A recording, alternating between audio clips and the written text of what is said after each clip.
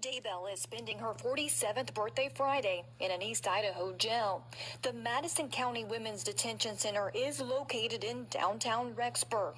It's connected to the courthouse where she may soon face a judge on felony counts in connection with the disappearance of her children, J.J. Vallow and Tylee Ryan. The children's remains were found June 9th behind the home of Lori's fifth husband, Chad Daybell.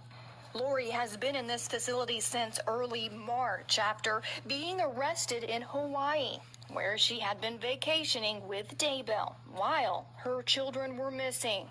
According to jail officials, Lori is housed in the general population, where her birthday is expected to come and go like any other day.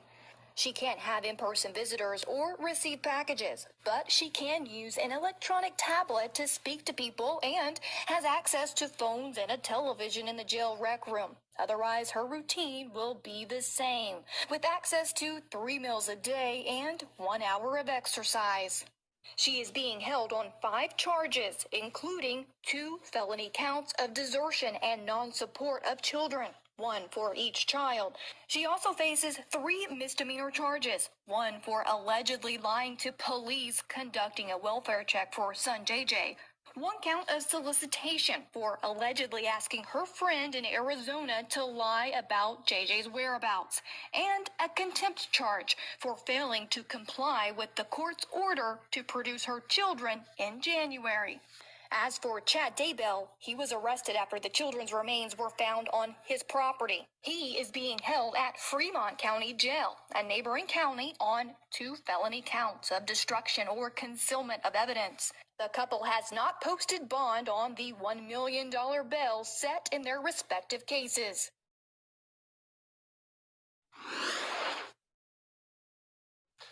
Wow. Think about where we are right now. Think about where you are, where I am. I'm in my basement, right, with my family. Got people around me. And as isolated as everyone is, she's like super isolated now. And I wonder what is going on in her mind. Julie Grant, Core TV anchor, joins me tonight. Julie, she's got a tablet, right, where she could call people and talk to people. Who's she going to talk to? I was just thinking about that. Who would Lori Vallow Daybell even speak to on her birthday? Yeah, right. And who's really going to want to speak to her after all of these facts, Vinny? Certainly not a bail bondsman. Let's start there. Cult Mom is not getting bail as a birthday present, that's for sure. And who knows what kind of food she ate in jail. And quite frankly, who cares? If I were her, instead of preparing for her big doomsday with her sick husband, I think what she ought to be doing is preparing a criminal defense. Because, Vinny, when these charges come, and I would bet anything I own, homicide charges are coming, she is going to need a viable defense. And the more we think about this case and discuss it, I just don't know if that's going to be possible for these two. The more facts we're learning, the more twisted and perhaps premeditated and planned out all of this was, dating back to when these two lovebirds first started having that affair when Tammy Daybell was still alive. And she's not even in the ground 2 weeks, and the two lovebirds are off gallivanting in Hawaii. So hopefully Cult Mom is maybe making some notes on that tablet, Vinny, maybe making some notes to give to her lawyer as to what kind of a defense he can possibly present if and when those homicide charges come her way. Think about what happened in her life, right? She's married with kids, with Charles, and then, her and Chad Daybell get together. And think about all the things that had to happen for them to be together, right? They were both married, so they've got to get unmarried. Well, they both became widowed. And then, she's responsible for 2 children, a teenage girl, which is sometimes not easy, and a special needs young boy, which again is not easy. I mean, they're lovable, they're awesome, but every parent knows that children they take time, they take effort, they take love, and they're gone. So all these people had to disappear out of their lives for Chad and Lori to be together, and now they're not even in the same county jail, right? One's in one county, one's in another county. They don't have any contact. And I don't think she can make a tablet call to another inmate Like, she could Yeah, probably right. talk to people on the outside, but there's no one there. But, I mean, I don't think she's calling up Chad. No, no, I think you're absolutely right on that one, Vinny. And yes, and I think you really hit the nail on the head in terms of what prosecutors will use thematically in putting this case together. Let's just say, for the sake of our legal analysis here tonight on your show on Court TV Live, that they do find the evidence to charge Chad Daybell and Lori Vallow Daybell with homicide, then they're going to be looking into that relationship and into the children, the fact that those kids were in the way and unwanted, these two beautiful kids with their whole lives ahead of them. And any parent knows the love for a child. I mean, it's just immeasurable love you can't even put into words. And think about how many people can't have children, who want children, who try to adopt children. And here you have Cult Mom with these gorgeous kids.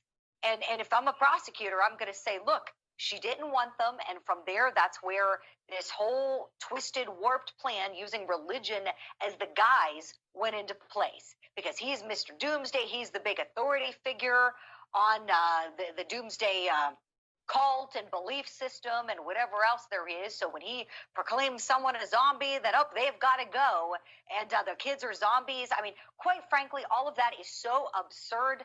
And if I'm a prosecutor, I'm going to love this narrative. I'm going to wrap my arms around this narrative and use it to convince this jury that these two were so selfish, demented, and I can't even think of another, maybe deplorable is a good word to call them, that they didn't want anything standing in the way, including their two children, or her kids, biologically, I should say, but the two children that were in their lives, so they'd stop at nothing. And now we see the evidence of these children's remains found, and they've got to tell that story like we were talking about last night, Vinny. You made a great point in saying they've got to take that story of the remains in the horrible way those remains were found on her husband's property, possibly buried before his wife was dead. It is so much for these prosecutors to take in and tell, and I think they are going to get there. I'm really confident that this is a great investigative team on this case. So what do you think they will ask for? Let's say it gets to the point where there are murder charges and they are co-defendants, Chad Daybell and Lori Vallow Daybell. Do you think they will insist on having the case tried together so they can spend a few more weeks in the same room together with one another? Because usually defendants like to have things severed, right? Most defendants, when there's co-defendants, no, we want the case severed. We want our trial, you have your trial. I have a feeling these two might want to be tried together if they're ever charged. Exactly. Yeah, especially if that trial Tuesday. But we both know the likelihood of that happening is very slim. But yes, I do think so. Because remember, if we harken back, Vinny, I know you'll recall this, they had the same lawyer.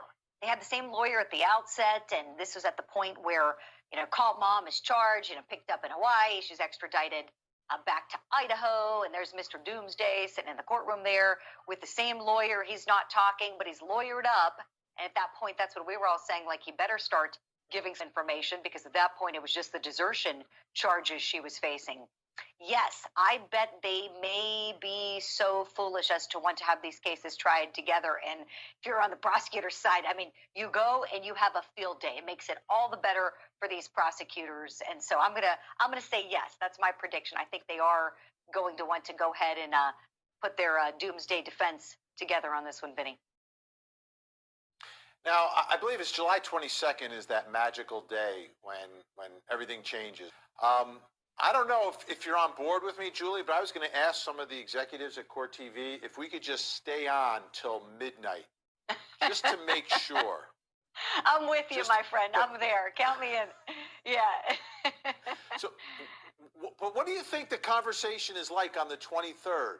That Lori Vallow is going to have with her attorneys? Do you think anything, honestly, do you think anything changes with Chad or with Lori on the 23rd?